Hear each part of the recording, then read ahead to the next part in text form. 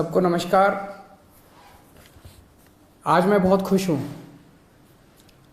पंजाब के लोगों के लिए खुश हूँ, देश के लोगों के लिए खुश हूँ।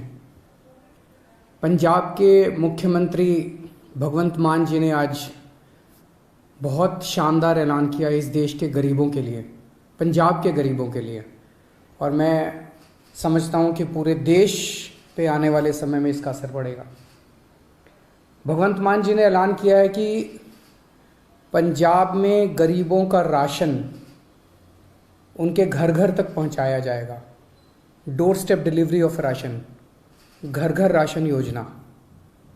अभी आज़ादी के 75 साल बाद भी एक गरीब आदमी को अपना गेहूं चावल महीने का जो राशन होता है जो सरकार देती है, वो राशन लेने के लिए लंबी लंबी लाइनों में लगना पड़ता है, छुट्टी लेनी पड़ती है, ढेरों तकलीफ़ें उठानी पड़ती है। आज ज़माना ये आ गया कि एक फ़ोन करो और फ़ोन के ऊपर ऑर्डर करो और पिज़्ज़ा आपके घर आ जाता है, सारा सामान आपके घर आ जाता है, लेकिन राशन लेने के लिए गरीब आदमी को लंबी लंबी लाइनों में लगना पड़ता है।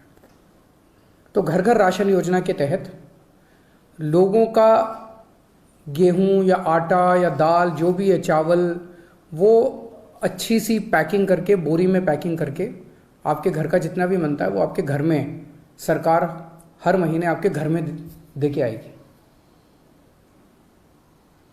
पंजाब के गरीबों को इससे बहुत फ़ायदा होगा। तो मैं पंजाब के लोगों को बहुत बहुत बधाई देता हूँ। मैं समझता हूँ ये जल्दी लागू होगा। आज ऐलान किया गया है। दिल्ली में पिछले 4 साल से हम लोग इस योजना को, door step delivery of ration की योजना को लागू करने के लिए बहुत संघर्ष कर रहे हैं।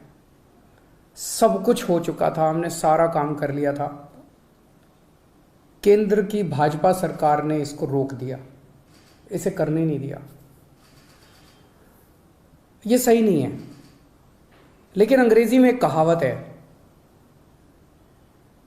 You cannot stop the idea whose time has come. जिस आइडिया का समय आ चुका है उसको कोई नहीं रोक सकता, उसको कोई ताकत नहीं रोक सकती, फिर उसके पीछे कुदरत लग जाती है। अब इसका आइडिया आ चुका है, इसका समय आ चुका है, तो ये तो लागू होगा। दिल्ली में नहीं लागू करने दिया, कोई बात नहीं, पंजाब में लागू करेंगे। पंजाब में लागू होगा, सारा देश देखेगा, सारे देश के लोग इसकी मांग करेंगे, पूरे देश में लागू होगा। जैसे आज मोहल्ला क्लिनिक दिल्ली में बने, पूरे देश में बन रहे हैं। दिल्ली के अंदर जो जो चीज़ें लागू कर रहे हैं, पूरे देश में लागू होती जा रही हैं। पिछले कुछ वर्षों में आप लोगों ने, सबने देखा कि किस तरह से दिल्ली के लोगों के कामों को रोका गया, किस तरह से हम मोहल्ला क्लिनिक बनाना चाहते थे, मोहल्ला क्लिनिक को 2 साल तक रोक दिया, लेकिन फिर बनाए हम लोगों ने। सीसीटीवी कैमरे पूरी दिल्ली में लगाना चाहते थे, उनको 3 साल तक फाइल रोक दी केंद्र ने। स्कूल बनाना चाहते हैं उनको रोका जाता है, अस्पताल बनाना चाहते हैं उनको रोकने की कोशिश की जाती है। पिछले 75 साल से